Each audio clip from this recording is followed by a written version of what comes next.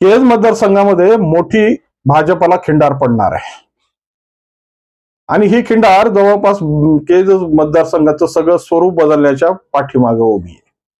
नेमकं काय घडलं असं की हे एवढ्या एकनिष्ठ असलेल्या विधानसभा मतदारसंघामध्ये एवढा मोठी खलबत शिजू लागलेली आहे आणि एक भाजपचा खूप मोठा गट हा सध्या शिंदे सेनेमध्ये विलीन होण्यासाठी उत्सुक आहे. हाती असलेलं कमळ बाजूला टाकून धनुष्यबाण उचलून सामाजिक परिस्थिती बदलण्याचे हे चलचित्र खऱ्या अर्थानं घडले तरी कशामुळे याचीच चर्चा करण्यासाठी आज आपण समोर आलोय. मित्रांनो, राजकारण म्हणजे नेमकं काय? तर आलेल्या संधीचं सोनं करणं आणि संधीच्या माध्यमातून आपली नवी संधी तयार करणं हे राजकारणाचं प्रमुख गणित आहे आणि या गणितावरच सगळं राजकारण फिरत असतं. भलेही ऋणानुबंध किती असतील कशा पद्धतीनं, कारण की आजकालचं राजकारण पूर्ण बदललेलं आहे.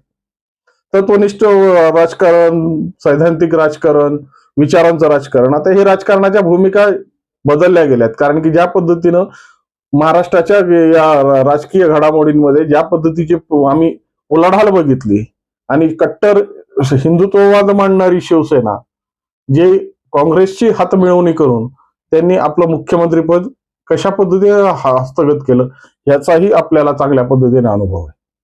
त्यामुळे आता राजकारणात कधी काय घडल याची कुणालाच प्रचिती नाही. अशाच पद्धतीची खलबत सध्या केज विधानसभा मतदारसंघात जोरात सुरू आहे. या केज मतदारसंघातल्या माजी आमदार संगीता ठोंबरे यांनी जेव्हा नवीन या तिसऱ्या टर्मच्या वेळेस पक्षाकडे तिकीट मागितलं आणि त्यांचं तिकीट नाकारण्यात आलं, या नाकारण्यात आलेल्या तिकिटाच्या रागात त्यांनी राष्ट्रवादी शरदचंद्र पवार गटाकडे आपला प्रवेश केला होता. परंतु या सगळ्या गोष्टी जरी खऱ्या असतील तर सत्तेमध्ये ज्या पद्धतीची भूमिका आणि ज्या पद्धतीची संधी मिळायला हवी ती संधी मिळत नसेल तर माणूस एक जागी स्थिर राहत नाही. मग याच संगीता ठोंबरेंनी शिंदे सेनेमध्ये आपला प्रवेश निश्चित करून या शिंदे सेनेमध्ये उपनेत्या म्हणून त्यांना नवीन संधी देण्यात आली आणि या अनुषंगाने या 13 फेब्रुवारीला त्यांनी या सगळ्या तालुक्याची जमाजमा आणि आपल्या मतदारसंघामध्ये पुन्हा आपली पकड निर्माण करण्यासाठी एका मेळाव्याचं आयोजन केलंय. या 13 तारखेला घेण्यात आलेल्या या कार्यक्रमासाठी संभाजीनगरचे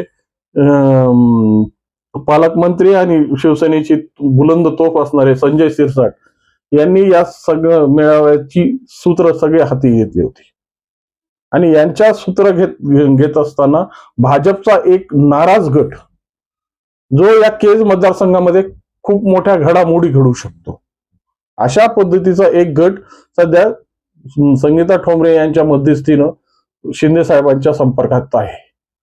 कमळ सोडून धनुष्यबाण उचलण्याची ही जी भूमिका या गटाने हातात घेतली ह्याच्यात नेमकं शिस्त आहे का हे सरळ सरळ पंकजा मुंडेंना दिलेलं आव्हान आहे. कारण की ज्या पद्धतीच्या भूमिका बीड जिल्ह्यातल्या पंकजा मुंडेंच्या हातातून निष्ठत चालल्या आहेत आणि ज्या पद्धतीने साहेबांनी तयार केलेली कार्यकर्त्यांची फौज हळूहळू विलिनीकरणाच्या माध्यमातून बाजूला होते, ह्याच्यात नेमकं कारण काय हे अजूनही गुलदस्त्यातच आहे. पण नेमकी हा मोठा गट कशा पद्धतीनं आपली भूमिका दाखवणार आणि आगामी येणाऱ्या जिल्हा परिषद निवडणुकामध्ये याचा काय काय परिणाम पडणार आहे आता येणारी परिस्थिती सांगेल. पण निश्चितपणे ही भूमिका स्पष्ट झालेली आहे की संगीता ठोंबरे यांनी केज मतदारसंघामध्ये आपली परिस्थिती पुन्हा स्थिर होण्यासाठी मोठ्या प्रमाणात मोर्चे बांधणी करून जे या विद्यमान परिस्थितीमध्ये जे असंतुष्टांचा जो एक मोठा गट जो सामाजिक परिस्थितीमध्ये किंवा राजकीय परिस्थितीमध्ये आज परिस्थितीमध्ये थांबलेला आहे, जो एक निर्माण झालेला आहे, त्याची संधी हुडकून शिंदे सेनेचे हात बळकट करण्यासाठी हा एक उचललेला मोठं पाऊल सामाजिक परिस्थितीमध्ये एक वेगळी भूमिका ठरवणार आहे. खऱ्या अर्थानं राजकारणामध्ये अशा गणितांना खूप महत्व असतं. कारण येणारी संधी ही कशा पद्धतीने नवीन एक आव्हान देऊन जाईल आणि परिस्थितीमध्ये निर्माण झालेली परिस्थिती कशा पद्धतीनं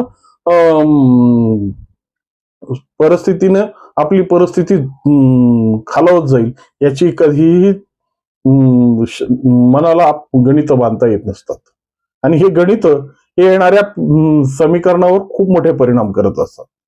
त्यामुळं सामाजिक परिस्थितीमध्ये जरी आज संगीता ठोंबरे शिवसेनेच्या उपनेत्या म्हणून या मराठवाड्यात आपलं नेतृत्व करत असतील किंवा महाराष्ट्रात नेतृत्व करत असतील, तरी सामाजिक परिस्थितीमध्ये मूळ गड म्हणजे जे केज मतदारसंघ आहे त्या केज मतदारसंघामध्ये आपली पकड कायम कायम ठेवण्यासाठी आणि आपल्या गणितांची बेरीज हे अधिक वृंदगीत करण्यासाठी दिलेल्या सगळ्या समीकरणाला तडा देऊन सामाजिक परिस्थितीला एक चांगलीच खिंडार पाडण्याची आता भूमिका ठेवलेली आहे.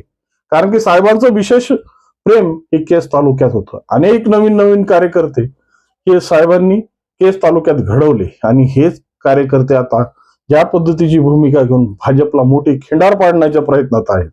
भाजपला सोडचिठ्ठी देऊन आपली एक नवीन भूमिका घेऊन सामाजिक परिस्थितीवर उतरण्याच्या परिस्थितीत आहेत.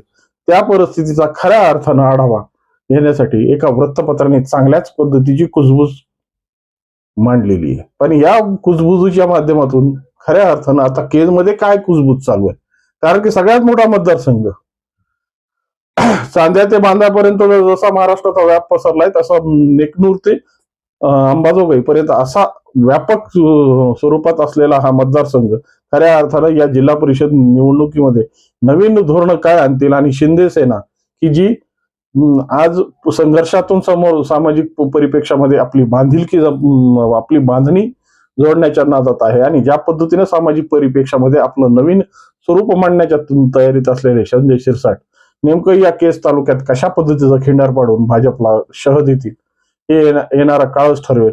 पण सामाजिक परिस्थितीमध्ये भाजपला एक फार मोठी खिंडार पडणार आहे हे मात्र समोरासमोर येत राहिलंय. आणि ज्या पद्धतीनं संगीता ठोंबरे यांना ज्या पद्धतीच्या भूमिकेत नवीन आगामी निवडणुकीच्या भवितव्यानं एक वेगळी चालना हस्तगत करायची जी एक भूमिका आहे त्यासाठी ही खिंडार खूप मोठी यशस्वी खेळी करू शकते हेच आज वर्तवले जात आहे. परंतु परिस्थिती ही काय राहील आणि हे नेमकी हा मोठा गट कोणता आहे याची चर्चा मात्र आजही बाजारपेठेमध्ये किंवा राजकीय वर्तुळात स्पष्टपणे ऐकायला मिळत नाही. फक्त एवढंच आहे की ज्या संगीता ठोंबरेंनी आयोजित केलेल्या शाही भोजमध्ये या लोकांनी आपली हजेरी लावून आपली नाराजगी पक्षाची कशा पद्धतीनं आहे आणि हे पक्ष आपल्यासोबत कशा पद्धतीने अन्याय करत आहे याची कुजबूज हे संजय शिरसाटाच्या कानावर घातलेली आहे. त्यामुळं आगामी कार्यकालामध्ये कशा पद्धतीच्या भूमिका या केस मतदारसंघामध्ये भाजपच्या वतीनं मांडले जातील आणि भाजपचा हा मोठा गट काय नेमकं केस तालुक्यामध्ये वेगळ्या वेगळ्या पद्धतीच्या भूमिका मांडेल याकडेच सगळ्यांचं लक्ष आहे. तरी भाजपला मोठा फटका या केस तालुक्यात किंवा केस मतदारसंघामध्ये पाहावयास येणाऱ्या भविष्यात मिळणार आहे याची प्रचिती मात्र निश्चित आहे.